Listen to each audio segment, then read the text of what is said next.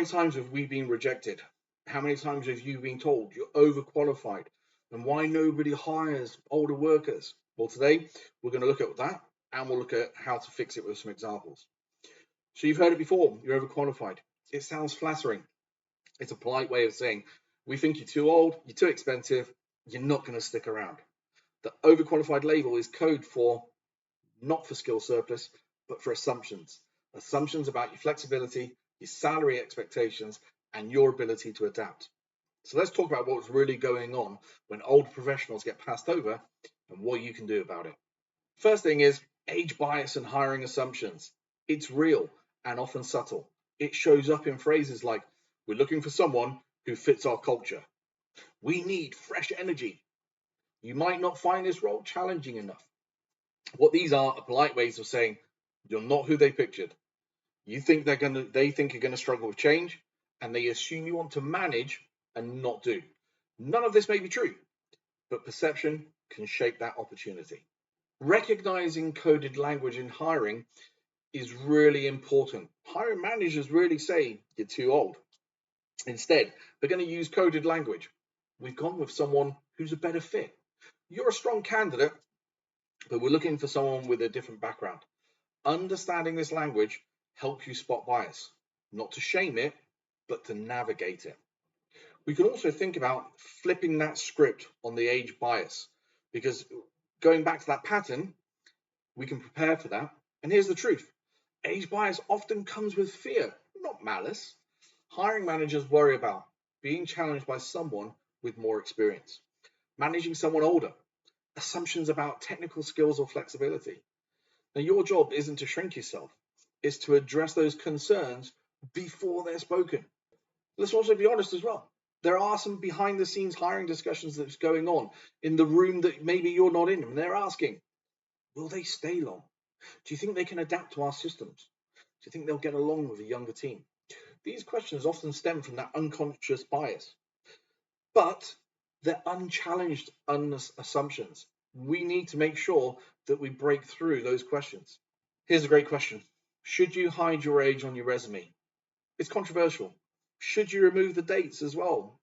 Maybe, but the better question is, are you presenting yourself as the right person for today's challenges? Not yesterday's CV. Trim the early experience. Focus on the last 10 to 15 years. Highlight the adaptability, not just the achievement. And remember, the goal isn't to hide your age, it's to reframe your experience in the context of now. We can also think about reframing assumptions within interviews. In interviews, then, don't wait for them to ask about age-related concerns. Address them head on. I've led digital transformation projects and I enjoy learning new systems. My experience managing international teams has made me better at conflict resolution. I'm not looking for a stepping stone. I'm looking for a meaningful contribution. You're not defending your age. You're showing how your value aligns with their goals. Here's an actual strategy. Think about the value pitch. Stop leading with your job titles and start leading with the problems you solve. Instead of saying, I was the head of operations, you can turn that and say, I've helped companies scale operations whilst reducing overheads by 20% as an example. Make your value measurable, transferable, and immediate. This isn't career history, it's a value proposition. You're going to have to go back to networking and maybe a smarter job approach. Here's the secret. The older you are, the more relationships you build. And that's your power. Most jobs, especially senior ones, don't get filled through applications. They get filled through conversations, referrals, and trust. Reach out to former colleagues, 10 target events, go back into the circles that already know your worth. You're not just looking for a job. You're reminding people of the results that you've delivered. Here's another strategy. Storytelling over listening.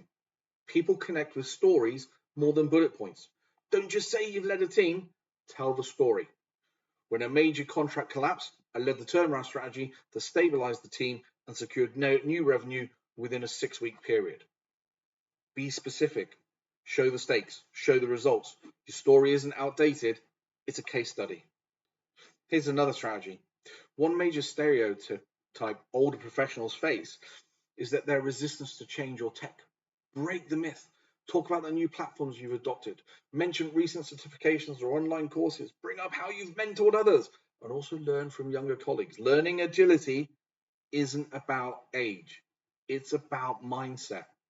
And with that mindset, your experience is an asset. Let's be clear, your age is not the problem. Their assumptions are.